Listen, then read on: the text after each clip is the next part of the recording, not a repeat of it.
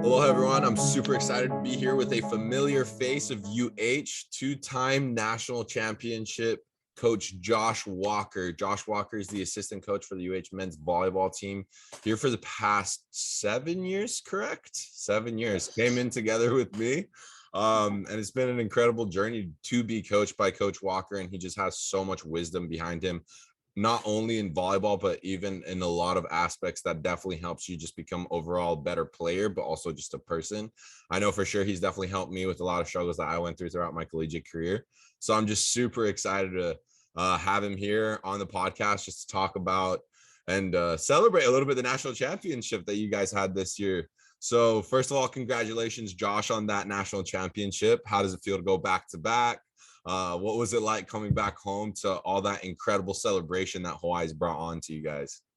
Yeah, I mean, obviously this year was different because the pandemic was kind of just somewhat lifting, at least the restrictions when we won it in 21. So winning it in 22 and everybody just being able to celebrate and seeing the faces that we had seen all season long, it was great. But I mean, just as far as winning, you know how I am. It's like you do what you're supposed to be able to win that match, and then it's like, okay, let's try to do it again, right? So I think probably quicker than last year, people were already talking about trying to repeat. So I'm as happy for the program as I've ever been. Yeah, no, that was pretty incredible. And it seemed like everyone really peaked at the right time. Like I always give the analogy to everyone. I watched the game and I was like, everything was just in harmony. It was like someone was orchestrating the game and everything was like to perfection. So it was super incredible and fun to watch. But I would love for you to just kind of talk a little bit about your volleyball career, kind of maybe even dating back from high school and getting to UH as a player and then going and playing pro. I think a lot of people would love to hear about that a little bit. Okay, I'll give you the brief The version. brief one. Spark notes. So, um, so when I grew up in Virginia Beach, Virginia, so I lived there pretty much my whole life, and then I wanted to be a basketball player. I wanted to play NBA like everybody else did, and so me just growing up, it was mostly basketball was the main sport I was playing. And then on the East Coast, volleyball, a high school sport, is played in the fall at the same time as football. So um, for those who end up wanting to play basketball and instead of more football, it was kind of a better transition to play volleyball in the fall than to play football. So my sister convinced me to play volleyball instead of playing football in the fall in Virginia. And went to Tollwood High School. For those who don't know what that school is, basically the school got started in '92, and Ken Shibuya, who's currently the associate coach with Stanford, he was one of the first coaches there, and he ended up mentoring the coach I had at the time. So the first camp I ever went to was Ken Shibuya's camp, and we've been close ever since. But yeah, so I started playing in high school more seriously. I dabbled around a little bit because my sister was playing, but I started taking more serious in high school, and it was just one of those sports where things just kind of clicked for me, and I just kind of understood it pretty easily, and just kind of found my ways to get on the court a lot earlier than most people that are just picking up the sport. Next thing I know, by my junior year, I was state player of the year, and we won the state championship. And then by the time I was looking at basketball offers, it was like to D2s in the area and maybe D3s. And then for volleyball, I was talking to some big time programs. So then my senior year, I kind of shifted focus, and it really came down to either choosing to go to UH or choosing to go to Penn State. And I ended up taking the 10-hour flight over the 10-hour drive. So then once I got to Hawaii, it was pretty rough initially. I redshirted my first year, just a lot of stuff with being far from home and relationships and stuff like that, just trying to balance everything. And as you know, the hardest part about being a student athlete isn't necessarily how good of an athlete you are or how smart you are. It's balancing all those aspects, right? So a bit of a steep learning curve when I got here, but once I kind of figured it out, same thing, just kind of started building by my junior year. We were pretty good. That was my best year athletically. I ended up being All-American that year. We ended up finishing fourth in the ABCA poll, and so we were pretty good. And then my shift as we kind of get through the senior year, and Charlie Wade came in that year as well. And then as we shifted into my senior year, we did pretty well again, and then it was time to move on. A lot of us who have been either came in with Wilton or had some recent success with Charlie, we were all kind of leaving around the same time. So it was going to be a pretty different shift in the roster. And that was kind of the restart button. I say a hard restart button for the program. And that's when I went to go play overseas. And while I was overseas, I played for 4 different club teams and playing on these teams ended up going all over the world. I played in the UAE, I played in Greece, I played in Denmark and Finland.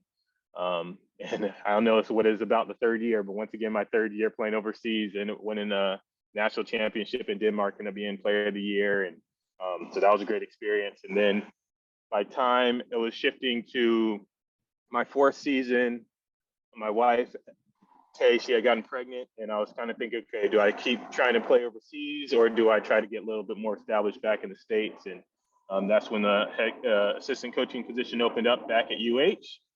And I took it, and yeah, now fast forward 7 years, winning back-to-back national championships. That's so awesome. So I do have a couple of follow-up questions with that. So, you kind of talked about, and obviously I kind of went through it as well. And for a lot of kids, going into their freshman year of college, I guess you talked about balancing that lifestyle, balancing your relationships, balancing practice and reps and all that. What was a couple things that helped you kind of navigate through it or helped you de-stress or whatever? For me, it was like, okay, what I had to ask myself, I had to tell myself, what is it going to take for me to be the best I can be? Social media wasn't as big then as it is now, but there's so much stuff you can do and so much other places you can put your energy into other than just kind of focus on what you need to do to be your best and what you need to do to be happy. So for me, it was just kind of going back and peeling back the layers. I'm like, okay, what am I doing? What is my goal here? What do I want? And then once I knew what I wanted, I laid out the steps like, okay, if I want to be the best volleyball player, if I want to be a successful student, what is that going to entail? So to me, it just kind of ended up balancing out to being a triangle of, okay, volleyball responsibilities, school responsibilities, and then rest and nutrition kind of responsibilities. And I try to keep those things as an equilateral triangle. What happens in college is other things try to pull at that. So even those aspects might pull on each other. So maybe at times you have to focus a little bit more on volleyball. Sometimes you have to focus a little bit more on rest and nutrition. So all those things kind of pull on each other and you have to do your best to kind of keep that thing balanced. So for me, it was once I realized what I wanted to do and what I needed to do to accomplish the steps I had to lay out. It's like, okay, there's other stuff that I just can't focus on as much. I can't worry about talking to my friends all the time or trying to hang out outside of after practice or between school. Like I really had to just cut down on the things that I enjoy most for the stuff that I wanted, that I knew I needed to do to be as successful as I wanted to be. So I think it was just my desire to max out everything I had worked hard for at that point, kind of outweighed things that I probably wanted to do at that time. For sure. And I definitely see that, and kind of how you laid out the organization part. For people that don't know, I've worked very close with Josh and I've seen how organized this person is, and it is pretty incredible. So I've learned to be a lot more organized, use Google calendars, plan everything out ahead, and it definitely does help. So I think that's great advice for a lot of people, going into college, kind of mapping out what you want out of it is super important to allow a little bit of alleviation of that stress and stuff. And then I guess my other follow-up question is, you went and played pro. You obviously could have played a lot more years and you decided to make the transition to more of a professional lifestyle. Can you talk a little bit about what that decision entailed? Did you miss playing at all? Did that cause any emotional distress or anything? Just kind of elaborate on what that transition was like. Yeah, for me, my faith has been my backbone, and just as far as the kind of decisions I've made has kind of just been like I've just kind of been led there. So I kind of leaned on that a bunch just as far as making my decision. And it's been interesting when those kind of situations that came up, even going to Hawaii initially when I hadn't lived anywhere other than Virginia. um, those kind of decisions, I end up feeling like it's less my decision and more just like, okay, this is just kind of what I need to do. So when I have that conviction in which, okay, this is the next step, then I'm pretty much full speed ahead in that direction. So as far as wanting to play more, it's like I could have played more, but what was I really getting out of that other than just being a professional athlete, which is pretty cool. But it's like, okay, it shifted to like, okay, what does my family need more than what do I need? And for that time, that specific moment in time, I definitely felt it was better for my family to be back in Hawaii, get a little bit more established.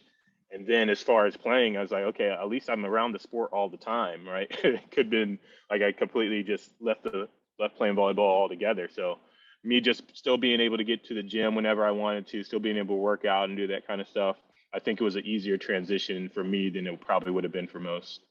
Yeah, for sure. I would agree with that because I'm still coaching right now, and it still allows me to be close enough where I'm just like, this is nice, but not stressful enough where I'm like, damn, I gotta get up for practice at 6 a.m. Yeah, no, I totally agree. And then, your career at UH the past 7 years as an assistant coach, it was kind of an up and down, but now the program's at a very incredible spot. Can you talk about like walking into such a program and going through kind of a roller coaster ride and how you managed help get the program to where it's been now? Yeah, and that's the thing. Is this you say it's kind of up and down. To me, it was always trending in the right direction, right? So there's always going to be peaks and valleys. It's not a straight curve, right? But coming in my first year, I wasn't even sure if I was going to enjoy coaching. So just trying to wrap my head around, okay, these are responsibilities I have to do. And then next thing I know, the first year's over. We finished 7th in the MPSF, and I'm like, man, we can do a lot better if we do X, Y, Z, B, and all this other kind of stuff. So as shifting my focus into, okay, how do we be better? Then we end up hitting the 17 year, and that was obviously a historic year just as far as like winning streaks and all that, making the Final Four. And but going into the year after that is like, okay, you had a bunch of guys leaving, and how is everybody going to respond to a bunch of leadership leaving, but you still have a young group that's coming in that's hungry. So that was going into the 18th season. The 18th season, a lot of guys were vying for spots that had to sit behind other players. And so it was really competitive in the gym in that 18 year, probably more than it was in the last couple of years. So using that experience from the 18 year and obviously coming a little bit short, we go into the 19 year. And then once again, everybody's a little bit more experienced. Everybody's more focused. Everybody's playing at a high level. So the experience from the 18 year pushes into the 19 year. 19 year, we do everything great other than being able to win at Long Beach, right? But at that point, that had been one of the best teams ever. Won, 74 sets in a row, ridiculous. It's a high level of just focus and determination to even get to that point. And then shifting into the 20 season, it was like, okay, what could we have learned from the 19 season to keep building, right?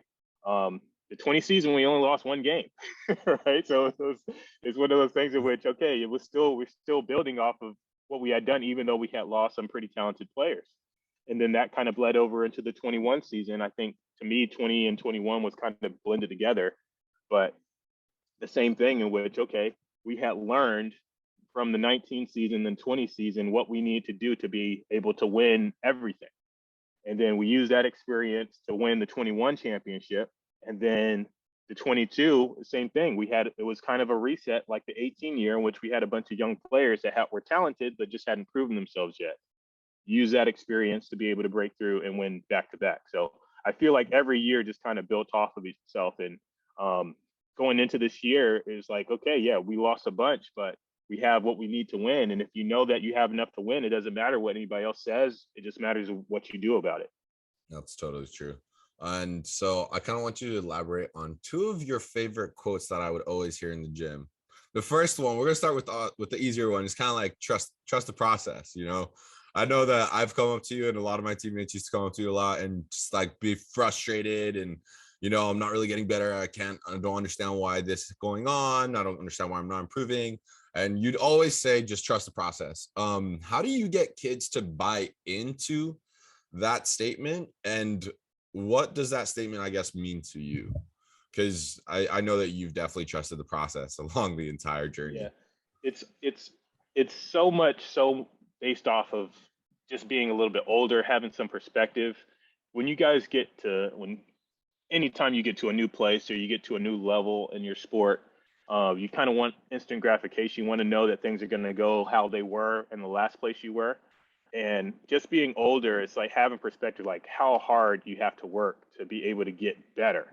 And then when you topple that on top of another year of working hard, how's it? And that's what it was for my whole career. I never felt I was the most talented player. I never felt I was the best player, but I felt I could outwork a lot of people. So when you have that mindset in which, okay, if I work really hard this year, then where I'm going to end up at the end of this year. And then if I work on top of that as hard as I did this past year, where is that going to put me? So when you have that mindset that, okay, you're just going to keep working hard and then you're going to keep improving, then all of a sudden you look back, and I'm looking back as a coach towards you guys. I'm like, man, you guys have so much farther you can go. Like you think you're good, but you don't realize how much better you can be. So as a coach and as a recruiter, that's what I look at. I look at the potential, because you step into the gym, you're always going to be better your senior year than your first year. So when you have that mindset and you have that awareness that if you just keep working hard, and it's not about that one game, it's about all the practice days and all the off-season training days that get you to that moment to help you be able to put yourself in a position to win, then yeah, it's easy to trust the process, because in the end, we're playing maybe 30 games a year.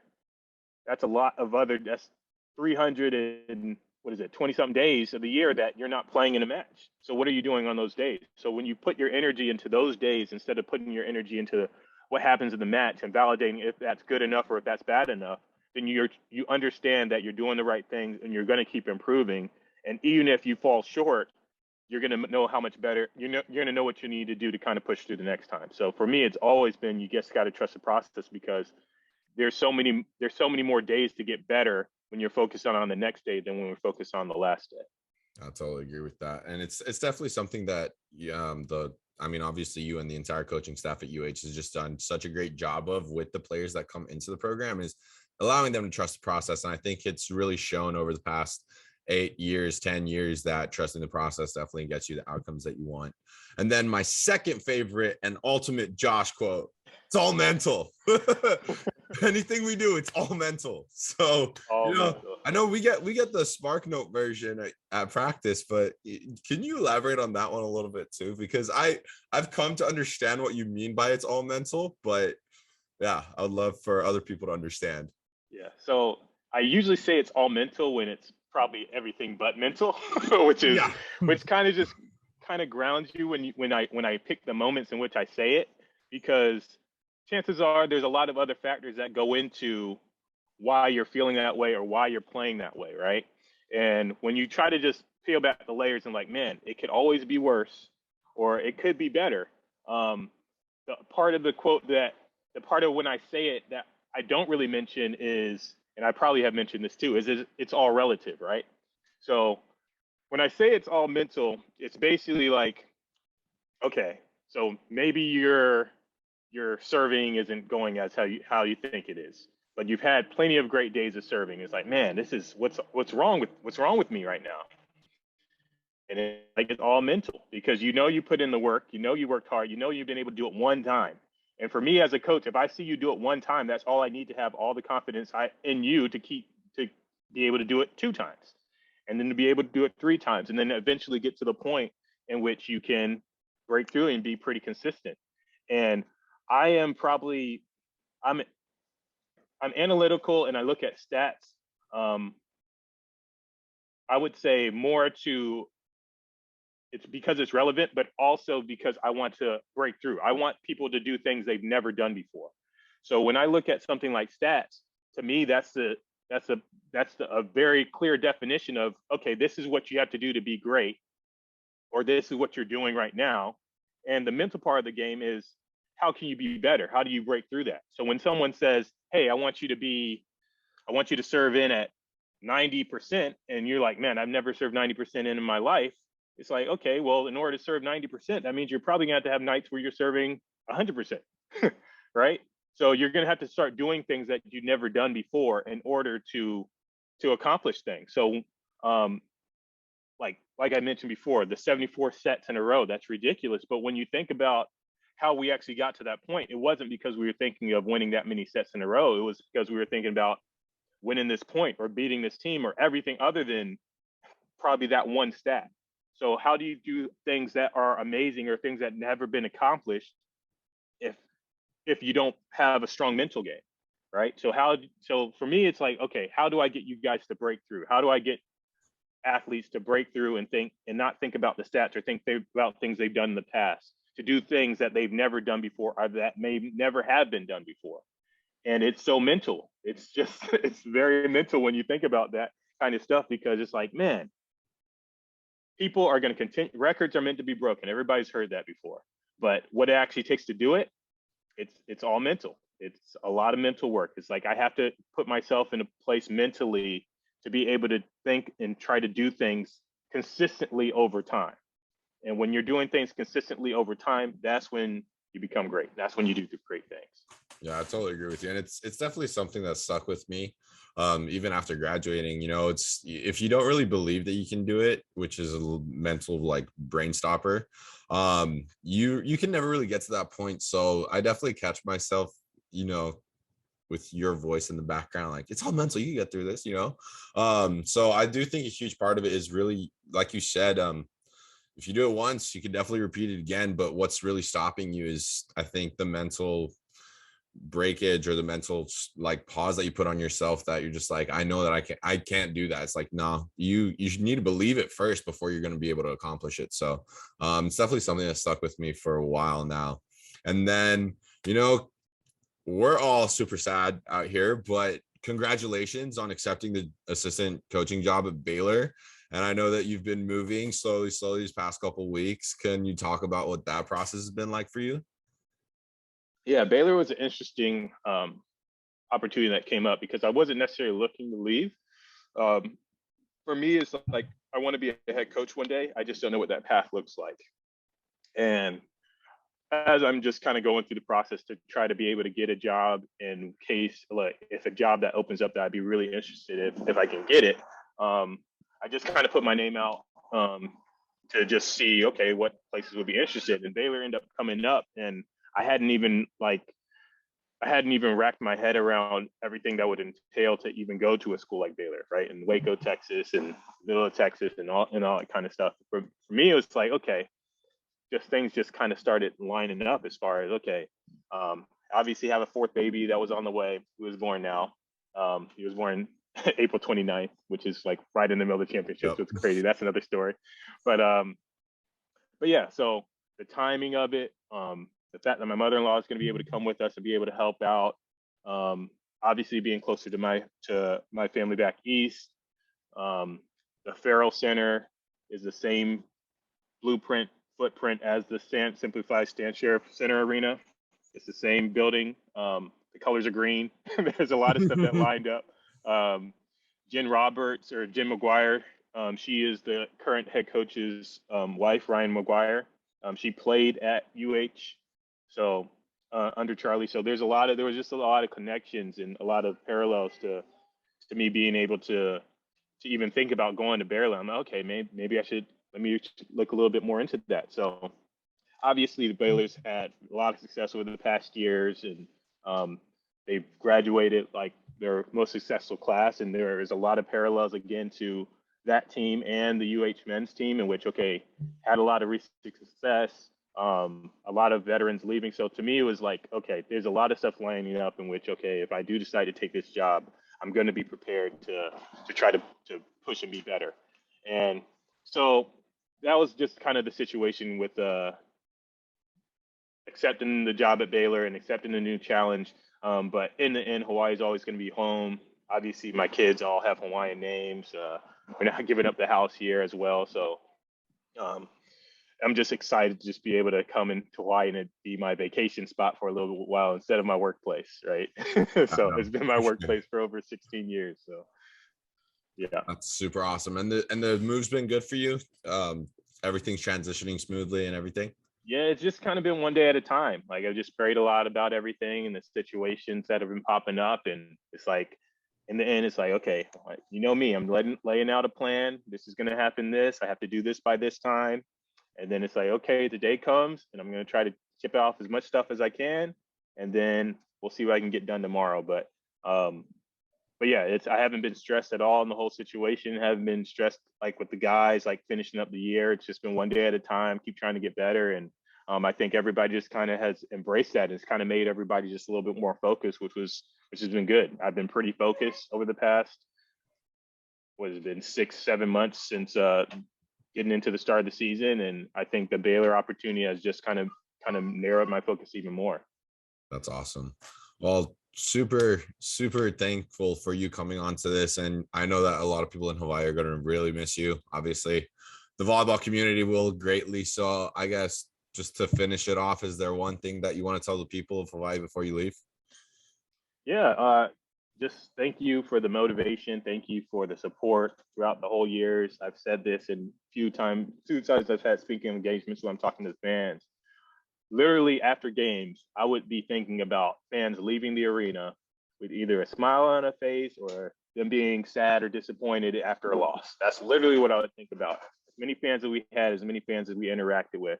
And that got me through so many tough practices, so many early morning workouts, so many off days, because I'm like, it's so much bigger than what I'm feeling, what I want to do right now. People care so much about the sport. And it's really motivated me to make sure I put my best foot forward and my best effort forward in everything I've done. So I don't know if I become as successful as I have been if I don't go to a school like Hawaii, but in the end, the people of Hawaii, I give them as much credit as anybody as helping me to become the person I've become today. So thank you. Awesome. Thank you so much, Coach Josh, for hopping on to the podcast with us today.